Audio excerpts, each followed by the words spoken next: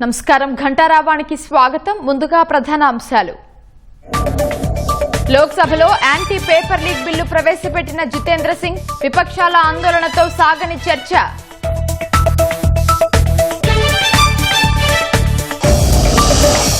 రాష్ట్ర వ్యాప్తంగా ఇంటింటికి తెలుగుదేశం కార్యక్రమం ప్రారంభం. 2 ఏళ్ల పాలనను ప్రజలకు వివరిస్తున్న ప్రజాప్రతినిధులు.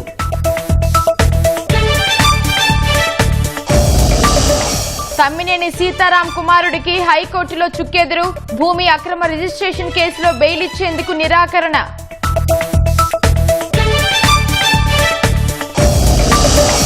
పోలవరం జిల్లా ఇర్లపల్లిలో 10వ తరగతి విద్యార్థిని మృతి. అనుమానాస్పద కేసుగా నమోదు చేసి పోలీసుల దర్యాప్తు.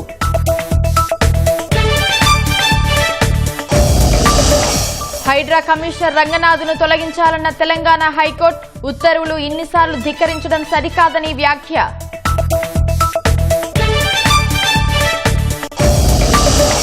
అయోధ్య విరాళాల కేసులో దర్యాప్తు వేగం పెంచాలన్న సుప్రీం.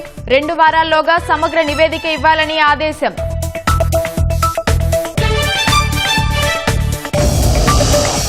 విజయ్ ప్రభుత్వానికి మద్రాస్ హైకోర్టులో ఎదురుదెబ్బ. కరూరు మృతుల కుటుంబాలకిచ్చిన ఉద్యోగాలు చెల్లవని వెల్లడి.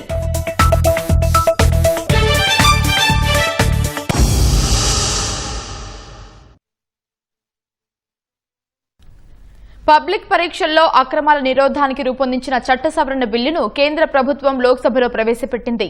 నీటి ప్రశ్నాపత్రం లీకేజీపై జరిగిన ఆందోళనల్లో విద్యార్థులపై లాఠీచార్జ్ చేసినందుకు హోంమంత్రి అమిత్ షా క్షమాపణలు చెప్పాలన్న విపక్షాల నినాదాల మధ్య బిల్లును సభ ముందుకు తీసుకొచ్చింది. అయితే విపక్షాల నిరసనలతో ఎలాంటి చర్చ జరగకుండానే ఉభయ సభలు మంగళవారానికి వాయిదా పడ్డాయి. లోక్సభ స్పీకర్ ఓం బిర్లా అధికార విపక్ష సభ్యులతో చర్చించి సయోధ్య కుదిర్చారు. రేపు లోక్సభలో చర్చ జరిగే అవకాశం ఉంది. పబ్లిక్ పరీక్షల ప్రశ్నాపత్రాలను లీక్ చేసే వారిని కఠినంగా శిక్షించడమే లక్ష్యంగా కేంద్రం పరీక్షల్లో అక్రమాల నిరోధక చట్ట సవరణ బిల్లును లోక్సభలో ప్రవేశపెట్టింది. విపక్ష సభ్యుల ఆందోళన మధ్య కేంద్ర మంత్రి జితేంద్ర సింగ్ బిల్లును సభలో ప్రవేశపెట్టారు. పేపర్ లీకేజీలు, పరీక్షల అక్రమాలపై ఉక్కుపాదం మోపేలా చట్టంలో కీలక సవరణలు ప్రతిపాదించినట్లు తెలిపారు. అయితే విపక్షాలు నిరసన కొనసాగించడం వల్ల చర్చ సాధ్యపడలేదు. ఈ క్రమంలో సభ మొదట 12 గంటలకు, తరువాత 2 గంటలకు వాయిదా పడింది. తిరిగి సమావేశమైన తర్వాత కూడా విపక్షాలు ఆందోళన కొనసాగించగా స్పీకర్ అధికార విపక్ష సభ్యులకు 3 గంటలు సమయం ఇచ్చారు. విభేదాలు పరిష్కరించుకోవాలని కోరుతూ సభను సాయంత్రం 5 గంటలకు వాయిదా వేశారు. అయితే తిరిగి సమావేశమైన పరిస్థితిలో మార్పు లేకపోవడం వల్ల సభ మంగళవారానికి వాయిదా పడింది. రాజ్యసభలోనూ ఇదే పరిస్థితి కనిపించింది. నీటి ప్రశ్నాపత్రం లీకేజ్ పై ఆందోళన చేసిన విద్యార్థులపై లాఠీచార్జిపై చర్చ జరగాలని విపక్షాలు పట్టుబట్టాయి. వారి నిరసనల మధ్య సభ 3 సార్లు వాయిదా పడింది. మధ్యాహ్నం 3 గంటల సమయంలో బిల్లును సభలో ప్రవేశపెట్టి చర్చించేందుకు సభ్యులు సహకరించాలని రాజ్యసభ ఉపాధ్యక్షుడు హరివంశ్ సింగ్ కోరినప్పటికీ విపక్ష సభ్యులు ఆందోళన కొనసాగించారు. ఈ క్రమంలో సభ సాయంత్రం 5:15 వాయిదా పడింది. తిరిగి సమావేశమైన తర్వాత చర్చకు సహకరించాలని పార్లమెంటరీ వ్యవహారాల శాఖ మంత్రి కిరణ్ రిజిజు విపక్షాలను మరోసారి కోరారు. Public examination prevention of unfair means इतना इम्पोर्टेंट बिल लेके आया है. कल भी हमने अपील किया, आज भी सुबह से हमने अपील किया, फिर भी नहीं मान रहे हैं. अब ये बाहर में कांग्रेस वाला बताते हैं कि पार्लियामेंट में बोलने नहीं देते हैं, और यहाँ हम हाथ जोड़ जोड़ के कहते हैं कि आप बोलिए, बोलते नहीं है. ये कौन सा तरीका है? అయితే విద్యార్థులపై లాఠీచార్జ్ విషయంలో హోంమంత్రి ప్రకటన చేయాలని విపక్ష నేత మల్లికార్జున ఖర్గే డిమాండ్ చేయగా ఉపాధ్యక్షుడు హరివంశ్ సభను మంగళవారానికి వాయిదా వేశారు.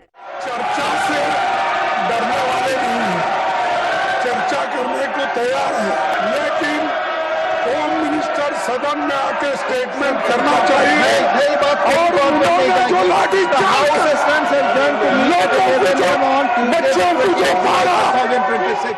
మరోవైపు లోక్సభలోని అన్ని పక్షాలతో సమావేశమైన స్పీకర్ ఓం బిర్లా అత్యంత కీలకమైన బిల్లుపై చర్చకు సహకరించాలని కోరారు. యాంటీ పేపర్ లీక్ బిల్లుపై మంగళవారం చర్చ చేపట్టేందుకు అన్ని పక్షాలు అంగీకరించినట్లు పార్లమెంటు వర్గాలు తెలిపాయి.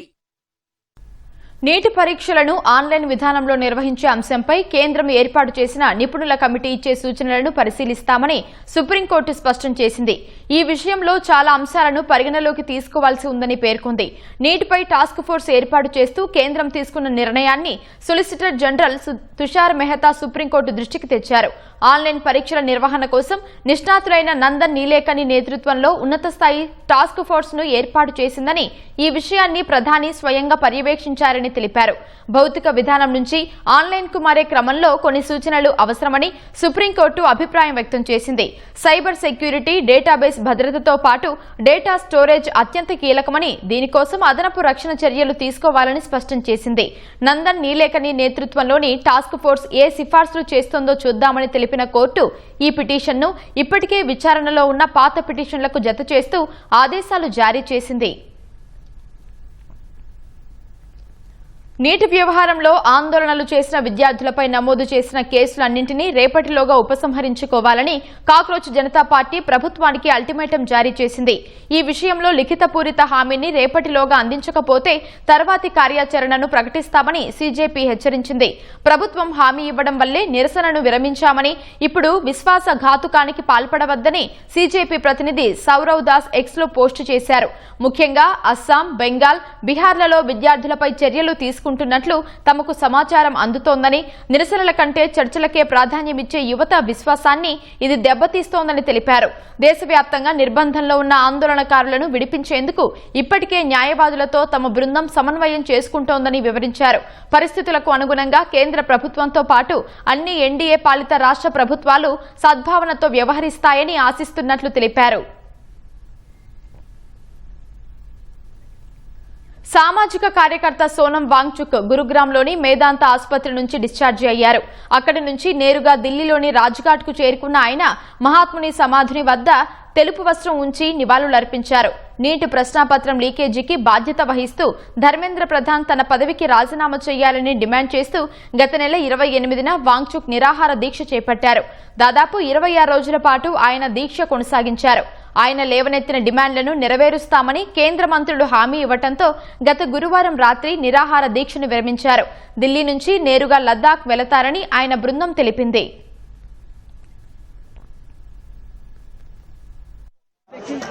जब मैं गीतांजली अमोघ सोनम वांगचुक यार या ठिकाणी राजघाटावरती दाखल झालेले आहेत. अभिवादन करण्यात गेल्या अनेक दिवसांपासून खरंतर सोनम वांगचुक आहेत ते मैदान.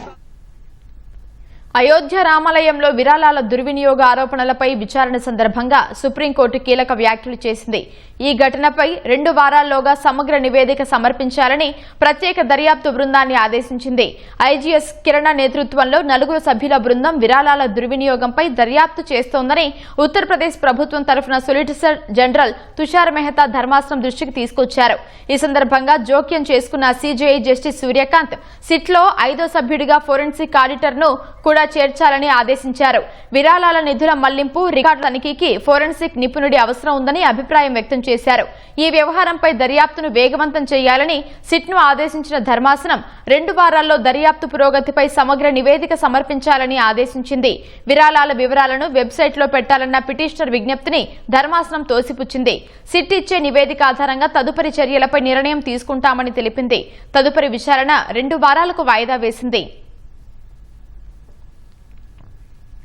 విజయ్ ప్రభుత్వానికి మద్రాస్ హైకోర్టు మదురై బెంచ్లో ఎదురుదెబ్బ తగిలింది. కరూర్ తొక్కిసలాట ఘటనలో మృతి చెందిన కుటుంబాలకు ప్రభుత్వ ఉద్యోగాలు ఇవ్వడం చెల్లదని ధర్మాసనం పేర్కొంది. ఈ నియామకాలు అధికరణ 14, 16కు విరుద్దమని పేర్కొంటూ ప్రభుత్వం జారీ చేసిన జీవోలను కొట్టివేసింది. ప్రభుత్వ ఉద్యోగం ఉచితంగా పంచిపెట్టేది కాదని, కష్టపడి సాధించుకోవాలని justice C V Karthikeyan, justice R శక్తివేళ్లతో కూడిన ద్విసభ్య ధర్మాసనం తెలిపింది. ఇలాంటి నియామకాలను అనుమతిస్తే వాహన, బాణసంచ ప్రమాదాల్లో మృతి చెందిన కుటుంబాలకు కూడా ప్రభుత్వ ఉద్యోగాలు ఇవ్వాలనే డిమాండ్లు వస్తాయని పేర్కొంది. ఇది ప్రమాదకర పరిణామాలకు దారితీస్తుందని కోర్టు ఆందోళన వ్యక్తం చేసింది. బాధిత కుటుంబాలకు ప్రభుత్వ ఉద్యోగాలకు బదులు నైపుణ్యాభివృద్ధి, ఆంట్రప్రెన్యూర్షిప్ లో ఉచితంగా శిక్షణ ఇప్పించాలని కోర్టు సూచించింది. కరూర్ తొక్కిసలాట ఘటనలో మృతి చెందిన కుటుంబాలకు ప్రభుత్వ ఉద్యోగాలు ఇవ్వడాన్ని సవాల్ చేస్తూ మదురైకి చెందిన న్యాయవాది ధీరన్ తిరుమరుగున్ కోర్టులో పిల్ దాఖలు చేశారు. తూత్తుకుడి కాల్పుల ఘటనలో కూడా ప్రభుత్వ ఉద్యోగాలు ఇచ్చారని తమిళనాడు ప్రభుత్వం తరఫున అడ్వకేట్ జనరల్ విజయ్ నారాయణ్ వాదించారు. తూత్తుకుడి ఘటనలో పోలీసుల మితిమీరి ప్రవర్తించారని, కానీ కరూర్ తొక్కిసలాటలో అలాంటి పరిస్థితి లేదని ధర్మాసనం పేర్కొంది. కేబినెట్ మినిస్టర్ నుంచి క్యాడర్ వరకు, ఎమ్మెల్యే నుంచి సాధారణ కార్యకర్త వరకు ఇంటింటికి తెలుగుదేశం కార్యక్రమంలో భాగంగా నాయకులు ప్రజల్లోకి వస్తున్నారు. చంద్రబాబు విజనరీతో చేస్తున్న అభివృద్ధి, పేదల బతుకులు మార్చేందుకు అందిస్తున్న సంక్షేమాన్ని పూసగుచ్చినట్లు వివరిస్తూ కరపత్రాలు అందజేస్తున్నారు. 2 ఏళ్ల పాలనలో సాధించిన విజయాలు చెబుతూనే ఇంకా తీర్చాల్సిన సమస్యల గురించి ఆరా తీస్తున్నారు.